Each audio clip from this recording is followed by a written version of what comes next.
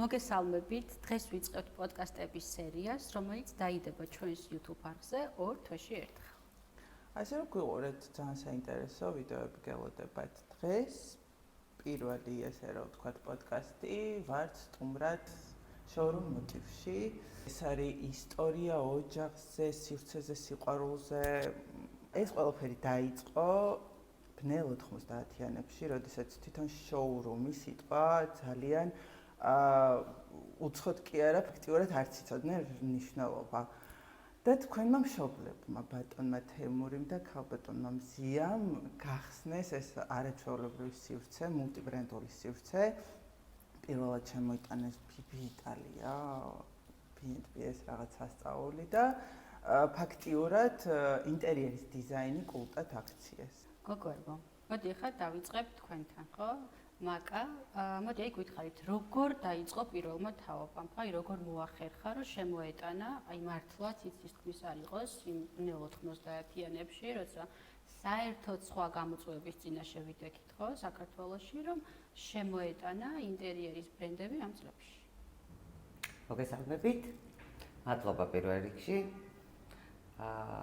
ნამდვილად არ მოგცემია საშუალება, რომ ამაზე გვესაუბრა აქამდე. და მადლობა ამ ინიციატივისთვის. ეხლა რომ კითხვას სვავდი, აი ეს ბიშკებივით მახსენდებოდა რაც მომენტები, როდესაც ყველაფერი დაიწყო. დაიწყო იმით, რომ დედას აქვს ძალიან დიდი სიყვარული ინტერიერის დიზაინის მიმართ და ყველა თავისი შესაძლებლობა გამოიყენა, რომ საქართველოში დაბრუნებულიყო და ეს თავისი დიდი სიყვარული გაეცნო მისი ქვეყნისთვის. პირველი დღიდან ჩართული ვარ მეც, პატარა ვიყავი ამ თემაში და ძალიან კარგი მოგონებებია ეს ყველაფერი, თუმცა ბევრი ძალიან რთული გზა გამოვიარეთ ამ შედეგამდე რომ მივსულიყავით. შესაძლებელი იყო უკეთესი შედეგი, შესაძლებელი იყო უარესი, მაგრამ ის შედეგი, რაც დედას ჩანაფიქრი იყო, ის შესრულდა, რომ საქართველოში საზოგადოებას ქონოდა ინფორმაცია, რომ არსებობს რაც მაღალი დონის ინტერიერი, მის მიმართ სიყვარული, დიზაინი რა არის product design-ი, ასე ვთქვათ, და რომ რაღაცა ყველა პროდუქტს ყავს თავისი ავტორი. მადლობა მას ამისთვის პირადად ჩემგან. და რაც თავარია, იმ დროში ხალხმა მიიღო ეს ყველაფერი. კი. ხო? თამარ, თქვენ შემთხვევაში როგორ დაიწყო, აი როგორ ჩაერთეთ ამ ოჯახში, იმიტომ რომ ვიცი რომ ცოტა მოგვიანებით შემოუერთდით, ხო? ხო, მე ცოტა უმცროსი ვარ, არ ვიცი მეტყობა თუ არა. ძალიან პატარა ვიყავი, როცა შოურუმი გაიხსნა. არც ვიყავი საქართველოში, ვსწავლობდი. მაგრამ ერთი ფოტო მახსოვს ძალიან მკაფიოდ, რაც რო დავბრუნდი ვნახე. და ალბათ დიდი როლი ითამაშა მაპატიეთ ცოტა ემოციებისთვის, დიდი როლი ითამაშა ზოგადად ჩემთვის, როგორც მოზარდისთვის, აღმექვა შრომისადმი უდიდესი სიყვარული. ეს იყო ქალბატონი მაკა კონტეინერში და რომ ცლიდა პირველ მოტივის კონტეინერს. ხო, ეს ნამდვილად ძალიან სხვანაირად ჩამრჩა. რა თქმა უნდა, ამის საჭიროება იმ მომენტში არ იყო უბრალოდ, ეს იყო უდიდესი, მოდი ესე ვიტყვი, კარგი გაგებით ენთუზიაზმი და სიყვარული იმისადმი, რასაც ასე ვთქვათ, საქართველოსთვის გვინდოდა გაგვეზიარებია. ნელ 90-იანებში. ნელ 90-იანებში, კი ბატონო. მე ჩავერთე რა თქმა უნდა მოგვიანებით, მაგრამ იმდენად გავიზარდე ამ ყველაფერში, რომ აი რაღაც როდის ჩაერთე არ ვიცი, ალბათ უფრო თავიდანვე ვარ. შესხორცებული მქონდა ეს ყველაფერი და ამიტომაც ძალიან დიდი მნიშვნელობა აქვს რა გარემოში ვზდით შვილებს. ნამდვილად ეს ძალიან მოქმედებს და რა ვიცი, ბევრი ცოდნა შევიძინე უბრალოდ ამ ოჯახის წევრობით. ამ საქმიანობაში. ძალიან საინტერესოა და აი ხელა პასუხისმგებლობა ამ წლების შემდეგ რა თქვენზე გადმოვიდა აი გრძნობთ აი ამ პასუხისმგებლობას რომ დაადაროთ ეს უნდა გაანავრცოთ ჩემს აზრით რაღაცა აი სასწაული ეს არის ნამდვილად არ არის მარტივი ძალიან რთულია იმიტომ რომ საკუთარი თვალით რო ხედავ მშობლების ესეთ უკიდე განოშრომას რომელსაც რო გითხრათ სიმართლე ფინანსური დიდი ინტერესი მოაქვს მოგატყუებთ. როცა უკვე დასრული ხდები, გინდა რომ ეს მშობლების შრომა სათანადოდ დაფასდეს. და ამისათვის ვიბრძვით მეტი არაფრისთვის. მაგარი რაღაცა. აი, როცა თქვენ ჩაერთეთ უკვე ამ საქმიანობაში, აი პირველი პროექტი, რომელიც აი დამოუკიდებლად როგორც ამ ოჯახის წევრებმა და როგორც ქალებმა, ხო? იმიტომ რომ რთული არის ამ ხელახსის ესე გაგრძელება. აი, თუ გახსოვთ ეს პირველი პროექტი რა იყო? ფიქრობ, რომ ერთობლივად იყო ერთ-ერთი მრავალი წლის წინ, თქვი, საკმაოდ დიდი საერთაშორისო პროექტი იყო. თათიას პირველი ნაბიჯები იყო ესეთ სრულყოფილი კომპანიაში სრულყოფილი. ერთობლივად ის პროექტი გავაკეთეთ, დავასრულეთ. თუმცა სამწუხაროდ ჩვენ ქვეყანას მრავალი არასტაბილური პერიოდები ჰქონდა და იყო ერთ-ერთი ის არასტაბილური პერიოდი მაშინ და ეს დასრულებული პროექტი გაჩერდა კი არა, გაუქმდა. თუმცა ჩვენთვის დიდი გამოცდილება იყო თათიასთვის განსაკუთრებით იმ საწყის ეტაპზე.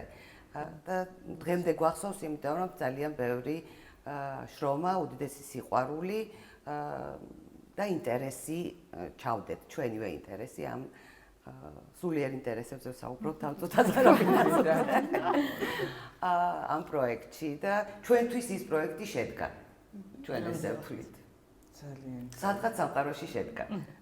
თავარია მნიშვნელოვანი იყო. მაქსიმუმი ჩადეთ და მიიღეთ. კი, და ის რომ მე და თათიას პროექტი პირველი იყო და ესე დაუხრელად, ასე ვთქვათ, ვიმუშავეთ.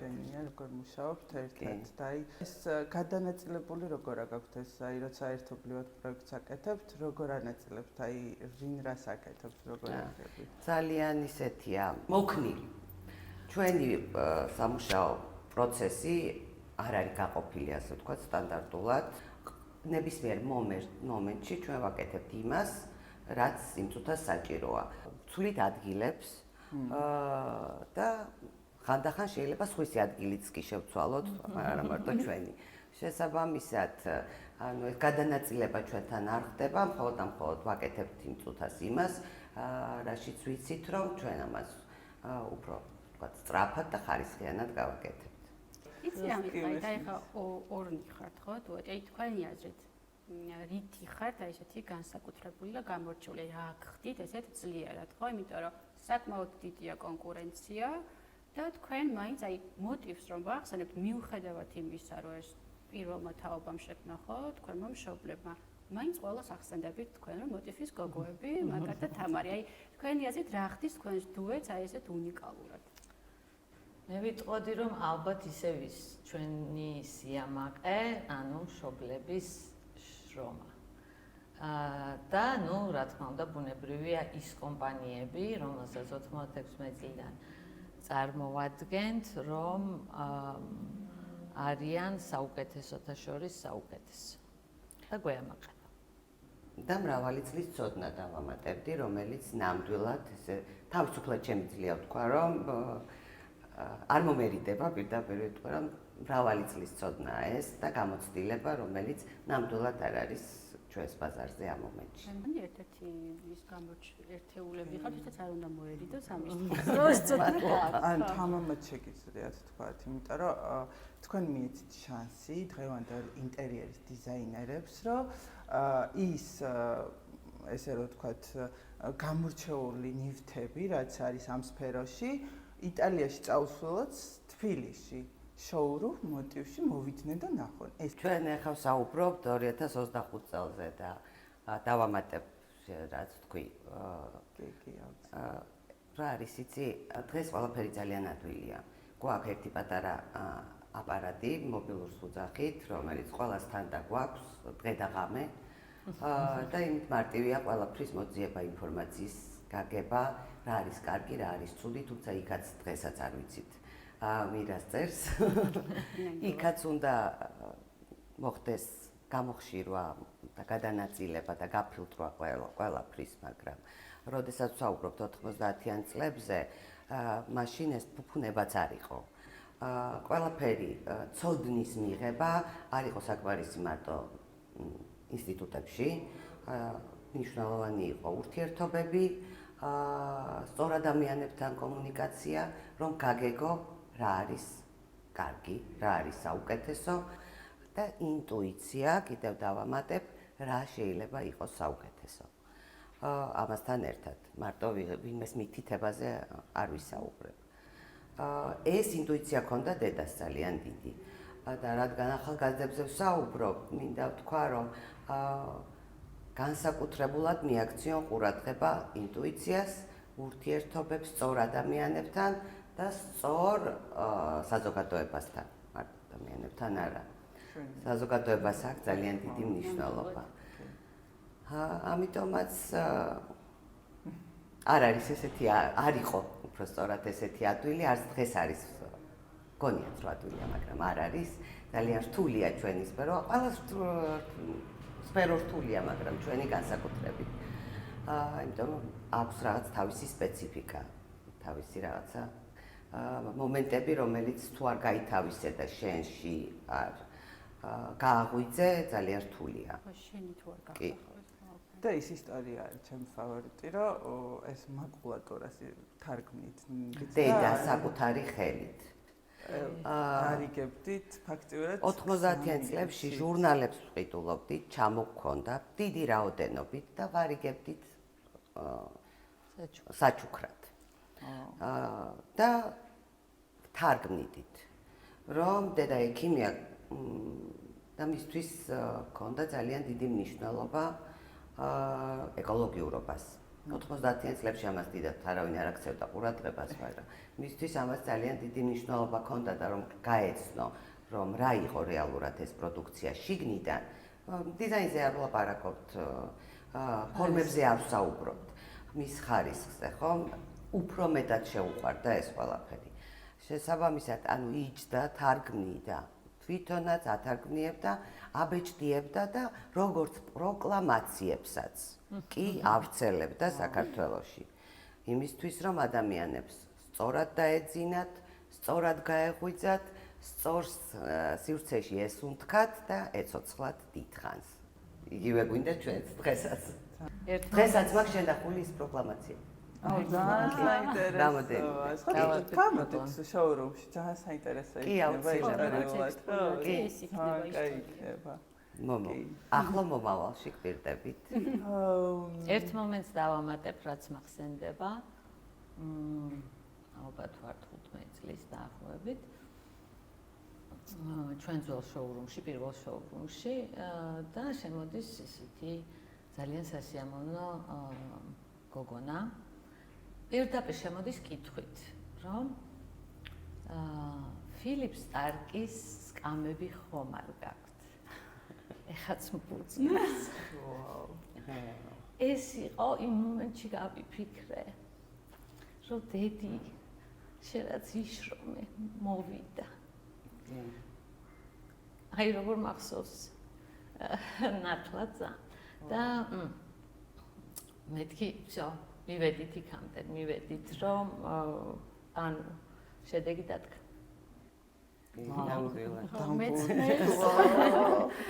ძალიან ემოციურია ეს ყველაფერი, აი ამ სიამაყით უპასუხე, რომ კი როგორ არა გვაქვს სოკში იმ დროს. როგორც დები კი არა და როგორც პარტნიორები, ბიზნეს პარტნიორები, თუ ქონიათ შეუთანხმოება ან კონფლიქტი. ხოცავთ ერთმანეთს სულ. გამუდმებით. რატო? ალბათ გაინტერესებს. რომ მხოლოდ კამათში იბადება ჭეშმარიტება. იმიტომ როგორც კი სრულდება ეს დიდი კამათი, მეორე წუთას არც ერთს არ გვახსოვს, რაზე საერთოდ რაზე ვიკამათეთ. იმიტომ რომ ის თემა გადაიჭრა და სრულდა და დამთავრდა. რაღაცა კი, ნამდვილად. გამხილავთ. ვეც ჩვენ არის მომენტი რომ შეგვიძლია ბოლომდე ამოვიღოთ ემოციები, აღონთ იმის იქეთ ვშავ აუცილებლად უნდა უთხრათ ყველაფერი ერთად. ეს გვაქვს აუცილებლად. და ჩხუბის მომენტში უკვე ისე ნელდება ეს რომ რაღაც მომენტში ვეღარ ვიკებ ფაზი არის დაწყებული და საერთოდ რა იყო სათავე. ჩხუბის მომენტშივე რაღაცა ის, მაგრამ ორივე ძანჯი უტები ვართ და თანაცეთი ავთმობთ და კი, მაგრამ ეს არ ვიცით რომ ვიჩხუბებს და ვშო გავიბუტეთ და პატარა ბავშვები ხო არა? არა, მეორე წუთას ჩვენც არ გვახსოვს რა იყო. ვაფშე მიზეზი. საკითხი ხო. საერთოდ დასაწყისი. იცი რა მითხარით? ოჯახები ხო? როგორ უთავსებთ ოჯახს და საქმეს, იმიტომ რომ ჩვენ შემთხვევაში ეს არის, ბავშვი ვერ გამომყავს, ეხლა მე უნდა გავიქცე, მართალია ნუ ხელს ვუწყობთ ერთმანეთს, მაგრამ თუნდაც შაბათ-კვირას ბავშვებთან მე რო ვარ პირადად, ვინმე თუ დამირეკა საქმეზე, შენ კიდე საქმეზე ლაპარაკობ, პროტესტია, როგორ უთავსებთ ამ ყველაფერს, რომ ამ ხელა საქმეს მაინც უძღვებით ესე და თან და ამდენი წლების მანძილზე. ჩვენ უკვე გადავიარეთ ეგ. შეჩვეულები არიან. იმდენად მე პირადად ვიტყვი, ესეც კითხვა რა ვიცი, არავის არ ქონია, რაც მიფიქრია, ანუ ორ ნაწილად მაქვს გაყოფილი. მოტივი სამუშაო საათებში და მოტივი პირად ცხოვრებაში. ანუ 7 საათის მერე. რეალურად ეს არის სულ სხვანაირად, რადიკალურად სხვანაირად მიდის საათები, მაგრამ მაინც ეს არის. მე არ მაქვს დაყოფილი. მე იმდენად უკვე ძალიან დიდი ხანია ამაში ვარ, რომ ეს ჩემი ცხოვრების ნაწილია და ყველას ურჩევდი ახალგაზრდებს განსაკუთრებით, თუ გააკეთებენ ცხოვრებაში იმას, რაც ძალიან უყვართ, ერთი დღეც არ იმუშავებენ. ნამდვილად. შესაბამისად, არ მაქვს ეს გაყოფა ოჯახის, პირადის, საქმიანობის, არ ვიცი რა მაქვს პირადი საქმიანობა, საწუხაროდ თუ საბედნიეროდ პირადი საქმიანობა არ მქონია მრავალი წლის მანძილზე. ჩემი ცხოვრება ეს არის და მიყვარს, მიხარია და აქ ვიქნები ყოველთვის. თავიდან ბოლომდე სხვაგანაც წარმოგვიდგენთ. და საწყისში ვიქნებით ყოველთვის და სათავეში. შვენია. ეს კითხვა მაინტერესებდა, ეს კითხვა რომ ვამზადებდით, ჩემთვის ყველა საინტერესო იყო, დამესვა თქვენთვის, იმიტომ რომ ჩვენ თვალში ხართ ფაქტობრივად დასაწყისი ამ სფეროში საქართველოში და რა არის თქვენთვის ინტერიერის დიზაინი? ესეთი ინტერიერი ალბათ გარემო, სადაც მე თუ შეიძლება ესე ავხსნა საკუთარი თავი, ცოტა ციკიანი ვარ. აქედან გამომდინარე, ალბათ იდეალური ინტერიერი არის ის, რომელშიც თავს ლაღად გრძნობ და თითოეული კუთხე, თითოეული ელემენტი არის სწორად დალაგებული, მაგრამ ეს იმიტომ არა, რომ ჩვენ რაღაც ნერვები მოგვიშალოს პირიქით. სიამოვნება მოგვანიჭოს და რომელიც გაუძლებს დროს. ეს უმნიშვნელოვანესი. მე ცოტა ტექნიკური ტიპი ვარ. ეს დედა მე მამა ვარ. ჩემთვის აქ განსაკუთრებული მნიშვნელობა რომ იყოს ტექნიკურად გამართული და ფუნქციონალური. შესაბამისად, ინტერიერის დიზაინი ჩემთვის არ არის არანაირი. არც ერთი დიზაინი არ არის დიზაინი, თუ იქ სადაც დიზაინი არ ხდება ფუნქციონალურობას და ტექნიკურად გამართულობას. ეს არის ჩემთვის ინტერიერის დიზაინი. თქვენს პირად სივრცეში როგორ არის ეს ყველაფერი? ჩემი სივრცე აქ არის. თან ლამაზი პირადი სივრცე. თან არაერთი მინდა აღნიშნო და ყველა ერთმანეთზე უკეთესია. 25 წლის წინ ამ სივრცეში მარტო ვიჯექი ხოლმე. იმიტომ რომ არ იყო იმ ხელა ტრაფიკი, რომ კიდევ ვინმე დამემატებინა. თუმცა მე ვყოფნიდი იმაზე მეც, ვიდრე შეიძლება დღეს რამოდენიმე ადამიანი ვერ გაუძღვეს, ამასაც პირდაპირ ვიტყვი. მართლა ჩემი სივრცეა კონკრეტულად ეს, იმიტომ რომ ძალიან ბევრი სასიამოვნო მოგონება მაქვს ბოლო 25 წლის აქ. უბრალოდ სიამოვნება თქვენ სივრცეებში შემოსვლა და უბრალოდ მადლობა და ურება. ეს არის აი ძალიან ლამაზი. ეს რაც უნდა ვიკითხო რეალურად ამ კითხვაზე პასუხი ისედაც ვიცით და მე მგონი უკვე გავეცით, მაგრამ მოდი აი კიდე ერთხელ რა რაღაცა ისე ვთქვა, აი რა შეცვალა თქვენმა არსებობამ. გარდა იმისა, რომ რაღაცა ცოტა გამოვახედეთ. ზოგადად ალბათ product design-ის არსებობა პირველ რიგში, იმიტომ რომ მოტივამდე იყო მხოლოდ ავეჯი ან რაღაც სარემონტო მასალა. შემდგომ აი ეს უდიდესი შრომა რაში ჩაიდო იყო ის, რომ კონკრეტული ნივთი შესაძლოა იყოს ეკოლოგიურად სუფთა, მაღალი ხარისხის, ყავდეს არქიტექტორი, ავტორი ან დიზაინერი, რომელიც მსოფლიო მასშტაბით ცნობილია, იმიტომ რომ ეს გაგებაც არ არსებობდა. ზოგადად დიზაინის სიტყვა არ არსებობდა, იმიტომ რომ ან დიზაინი ვინმე შეესრულებინა, ესეც არ არსებობდა და ჩვენ როცა თანამშრომლობდით ობიექტებზე, ასე ვთქვათ, მომხმარებელთან, დიზაინერი იყო ბოდიშტ პრარაბი და დიასახლისი. და ის რომ რაღაცა კონსულტაცია რჩევა ვიღაცას უნდა გაეწია, თუნდაც ტექნიკური, ეს ცოტა იყო ისეთი მიუღებელი. მაგრამ ესეც მოვიდა, ზუსტად ისე როგორც ფილიპ სტარკის სკამი მოვიდა, ესეც მოვიდა და ჩვენ თვლით რომ ანუ ესე ძალიან დიდი შრომის ნაწილია, რომ ეს მენტალობაში ჩაჯდა, რომ ვიღაცამ შეიძლება პროფესიონალმა გირჩიოს, თუ როგორი სახლი უნდა იყოს თქვენთვის, ხო, კონკრეტული მომხმარებლისთვის.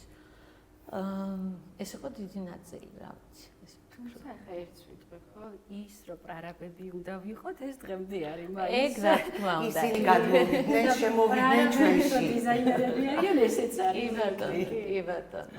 თქვენ ფაქტიურად გაუყვალეთ მომავალ თაობას კი არა და იმ თაობასაც, ამ თაობასაც და მომავალ თაობასაც უყვალავთ, რასაც აკეთებთ ჩვეულებრივად გზას. თქვენ თუ თვლით ესე რო არის?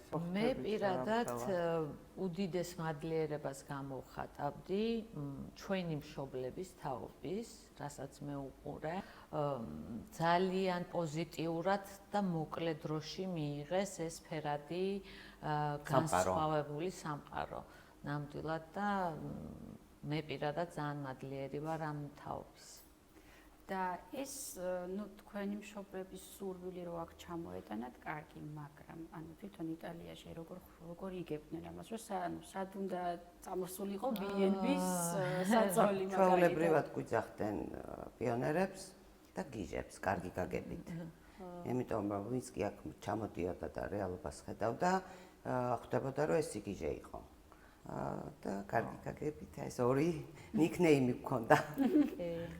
უცხოელი პარტნიორები ჩამოდიოდნენ, როცა უკვე საქმიანი ურთიერთობა არსებობდა, წინასწარ არავინ არ ჩამოდიოდა.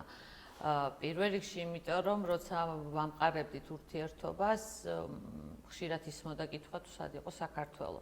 გვიწევდა ამისი ახსნა, თუნდაც რუქაზე ვისი მეზობლები ვიყავით, რომ გვეხსენებინა ბატონი შევარდნაძე და ამ მომენტში უფრო ხვდებოდნენ სად ვიყავით ტერიტორიულად. უჭირდათ ჩამოსვლა ნამდვილად, ეს არ იყო ის, იმიტომ რომ უცხო ქვეყანა, რომელიც ანუ ეხა გაიგეს, რო არსებობს და რეალურად ამ უკვე არსებული ბიზნესის საფუძველზე მოდიოდნენ და ნუ ხედავდნენ იმას, რაც იყო 90-იანებში თბილისი, სანთლიშუქი, გენერატორი, რესტორანშიც, სასტუმროშიც, ოფისშიც და ასე შემდეგ და ნუ რა თქმა უნდა ნათლად აღიქვავდნენ თუ რამხელა ძალისხმევა იყო ჩვენი მხრიდან, რომ ეს რეალობა გვექცია საქართველოსთვის. და არა მარტო ქართველები, უცხოელები იყვნენ. ასევე ძალიან დიდი სიმპათიებით და დიდი სიყვარულით, იმიტომ რომ მათთვის ჩვენც როგორც ისინი იყვნენ ელჩები, ისე ჩვენ ვიყავით მათი ქვეყნის ელჩები ამ ქვეყანაში და მიუხედავად იმისა, რომ თქვათ ალესი, არ ვიცი, მე თუ გინდა წაშალეთ, არ მინდა ბრენდებზე ვილაპარაკო, off record ვიტყვი. ალესი იტალიური ბრენდი იყო. გერმანიის ბიზნეს ატაშეს, არაჩვეულებრივი ადამიანი, პირველი ბიზნეს ატაშე იყო, მოგიყვებით ესე უბრალოდ, რომელმაც საერთოდ იყიდა ის საელჩო, სადაც არის პლეხანოვზე და მან დააფუძნა ეს ყველაფერი პირველი საელჩო რო გაკეთდა.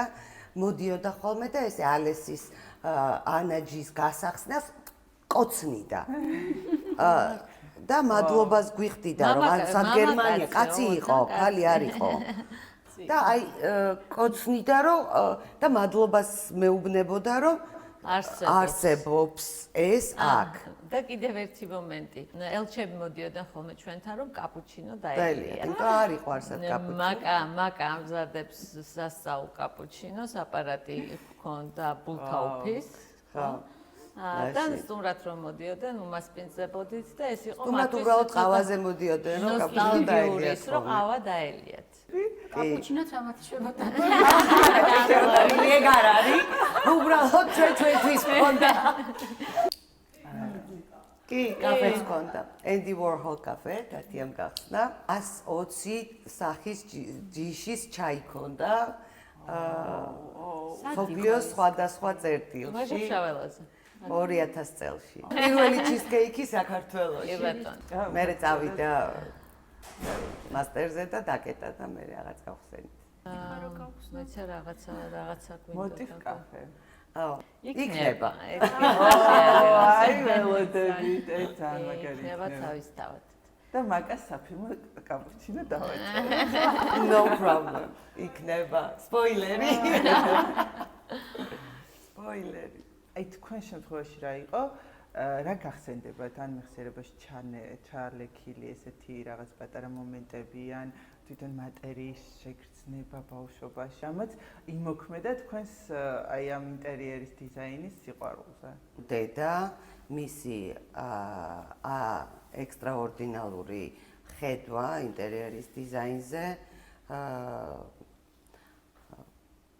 მისი მიდგომა შეეძლო კვირაში ერთხელ შეეცვალა მდებარეობები და ამას მარტო აკეთებდა თავისი სურვილით, თავისი სიყვარულით და თავისი ხალისით. როცა თქვათ რაღაც 90-იანი წლების კლიშეები იყო სტანდარტი, ჩვენი სახლი დედას დამსახურებით ისეთი განსაკუთრებული იყო, რომ უბრალოდ სანახავად გთხოვდნენ, რომ მოსულიყვნენ სტუმრად და დაეთვალიერებიათ თუ რა იყო. მაშინ არ იყო საუბარი არც B&B-ზე, არც აგაფეზე, არც საერთოდ არაფერზე. არც ერთ ბრენდზე არ იყო მაშინ საუბარი და დედასაც არ ჰქონდა ეს ინფორმაცია მაშინ. მე ვსაუბრობ 80-იანი წლების დასაწყისში. აუ ერთი თვალით ჩამოხედა ახლა აი იმ სახლში. აღარ არის. არა. სხვანაირია. ეს სახლი არის იმხელა პოზიტიური, ასე ვთქვათ, დადებითი ენერგეტიკის მატარებელი, რომ ერთადერთი ადგილია, სადაც ჩვენ, ოჯახის წევრები და ჩვენი მეგობრებიც კი და მათი შვილებიც კი, ანუ განსაკუთრებულად დიდი სიყვარულით ჩამოდიან და ისვენებენ. ეს ამას აღარ არის გაზდილია მასშტაბში, იმიტომ რომ ვეღარ ვეტევით. თუმცა ის ალბათ იმ დიდი სიყვარულის ისე დიდი სიყვარულის ენერგია ტრიალებს. ეს იყო თქვენთვის ყველაზე ესეთი. კი, ჩემთვის ის აი ეს პალუბის იატაკი როკებიანი არ იყო კლიშე 80-იანი წლების დასაწყისში, დედამ გააკეთა თავისი ხელით გალაკა. შესაბამისად, ჩემთვის ტერაკოტასფერი იყო, ხო? რაღაც ისეთი მუქი, იქით მხარეს და აქით ლაქი იყო, იქით კონდა ისეთი ტერაკოტასფერი. ნუ როცა ამ მომენტისთვის ალბათ ყველა იმას ეს ნახატიან ხალიჩებს bis პერიოდი იყო, ხო? პაკეტს აგებდნენ. ხო, ეს რაღაც ყვავილები. ნუ ძვირფასახლებს. კი ბატონო. თუმცა იმაზე ძვირფასი ეს იყო და ისინი, ვისაც ის ძვირფასი სახლი ჰქონდა, მოდიოდა რომ ენახა ეს რა ხდებოდა, რაზეც ლაპარაკობდა მთელი რეგიონი. აი რას ეთყოდით გოგონას, ან დამწყებს, არა მარტო გოგონას, ხო, აი ნებისმიერ ადამიანს, ვინც ეხა იწყებს ამ სფეროში მოღვაწეობას და პირველი ნაბიჯების გადადგმას. აი რა რჩევას მიცემთ? არც დავფიქრდები პირველ რიგში, ვიტყვი რომ კარგად დარწმუნდეს, რომ ნამდვილად აინტერესებს ეს სფერო თუ არა. სხვანაირად წარმატებული ვერ იქნები და სამწუხარო, როცა ადამიანი ფუჭად კარგავს დროს. იმიტომ რომ თუ გინდა საუკეთესო შედეგი მიიღო, უნდა აკეთო ის, რაც ძალიან გიყვარს, მთელი სულით და გულით. ნამდვილად. ვინმე შეიძლება ეგონოს, რომ ეს მარტივია, მაგრამ ჩვენ ვიცით, რომ არ არის მარტივი შესაბამისად, მხოლოდ დიდი სიყვარულით და თავდადებით, სრული ამ სიტყვის მნიშვნელობით შეიძლება რომ ჩვენ სუფთა ვიყოთ და მართლები ვიყოთ ჩვენი ყველა დამკვეთების წინაშე. სხვანაირად არ შეიძლება. ნებისმიერი პროფესია ზოგადად, რა თქმა უნდა, ანალოგიურად. ექიმი ხარ, მშენებელი ხარ, ზარეული ხარ, არ აქვს მნიშვნელობა. და მუდმივი ჩართულობა, რადგან 21 საუკუნეში ყველაფერი ისე სწრაფად პროგრესირებს, რომ ანუ თუ არ მივყევით, ხო, და გავარჩევთ. ეს მე მგონი ყველა სფეროში. კი, ნებისმიერი პროფესია. რამე ვისწავლე და დავასრულე, ესეთი გაგება არ არსებობს. ჩვენ ყოველ დღეს ვსწავლობთ. მე დღესაც ვისწავლე ჩვენი ამ შეხვედრით. მოდი ახლა ძალიან რო არ დაკავოთ დღეისთვის ბოლო შეკითხვა. მართალია ხა ჩვენ რო დაგვსვა აქ ძალიან ხანი კამერას რო გავთიშოთ ვისაუბრებთ. დიდი სიამოვნებით უბრალოდ აი და კითხვაზე ალბათ პასუხი ვიცით, მაგრამ აი მაინც რომ არა მოტივი სად იქნებოდით ახლა? აი, სად წარმოგიდგენიათ და საქართველოში არ ვიქნებოდი მე პირადად. სად ვიქნებოდი? არ ვიცი, მაგრამ ყოველ შემთხვევაში საქართველოში არ ვიქნებოდი. მხოლოდ ეს არის, რაც მაჩერებს მე ამ ქვეყანაში და გამაჩერებს კიდევ მინიმუმ 100 წელი. 125-ო იძახიანებ რა. მე და მიყვარს, ძალიან მიყვარს ეს გამოთქმა. 100 წელი მოდი ვიტყვი, იმიტომ რომ 25-ის ვარ. ბატონო, რა ვიცი, ნამდვილად სხვა არაფერი არ წარმომიდგენია, იმდენად ჩემთვის უფრო კიდე ბავშვობიდან იყო ეს ყველაფერი ცხოვრების ყოველდღიურობა, აი პირადი არც ჩვენ მშობლებს არ ქონდა ამ საქმიანობის დაწყების შემდგომ, იმიტომ რომ ანუ 7 საათის მერეც კომპანია, მისი ინტერესები იყო ოჯახის ინტერესების ტოლფასი. საუბრის თემა და ყველაფერი ანუ. ამიტომ მამაში გავიზარდე და სხვა რამეს მართლა არ ვიცი. ერთხელ მახსოვს ჩვენი გოგოები პატარები იყვნენ და სადღაც მივდივარ, წინ მე და თათია ვზივართ, უკან მარიამები გვიზის და ეს off record please. და მთელი გზა მარტო მე და თათიას დიალოგია რა საქმეზე არ სხვა რამეზე არ ვლაპარაკობთ. ხათიმა არ არის. და ვლაპარაკობთ და უკნიდან ორივე ესე გადმოწია უცებთან. მეტი სალაპარაკო რატო არა გაქვთო? და მორჩა სამსახური. ხო, ანუ თან დასასვენებლად მივდიოდით რა, ანუ არ უნდა ყოფილიყო ეს და მაშინ კი მივხვდით რომ მათთვისაც რაღაცა ის იყო, მაგრამ უკვე მიეჩვიენ და რაღაცასაკ ჩემ გოგოს ჰქონდა რომ მეზიზღება მოტივი, დედი 7-8 წლის მეზიზღება, რატო არ მოდის? კი. და აი ხა ის არა როგორ არიან მოტივის მიმართ ეხა ჩართულები არიან? მაკას გოგო ჩართულია, აქტიურად. და მარკეტინგშია ჩართული აქტიურად. შვენიერი. უკვე მესამე თაობაზე ვართ. აი ეხლა მივხვდიო. იტალიაში, მილანში იყვნენ, ხო? ვიცანი კი. არა, ნამდვილად იმპერია შექმნენ, ჩვეულებრივი იმპერია, რასაც კიდევ ერთხელ დიდი მადლობას გიხდით ინტერიერის დიზაინერების სახელით. მართლა ეს არის არა მადლობა თქვენ რომ არსებობთ, რომ გაჩნდით და უკვე ძალიან ბევრი ხართ ღმერთმა გამრავლოთ. იმიტომ რომ თქვენს გარეშე ეს ყველაფერი შეუძლებელია. ამიტომ მადლობას გიხდით და დარწმუნებული ვარ თქვენ ძალისხმევაში, რომ საუკეთესო შედეგს მიიღებს ქართული ესთეტიკა ქვეყანაში. დიდი მადლობა. აუ, კაიათ. We did it!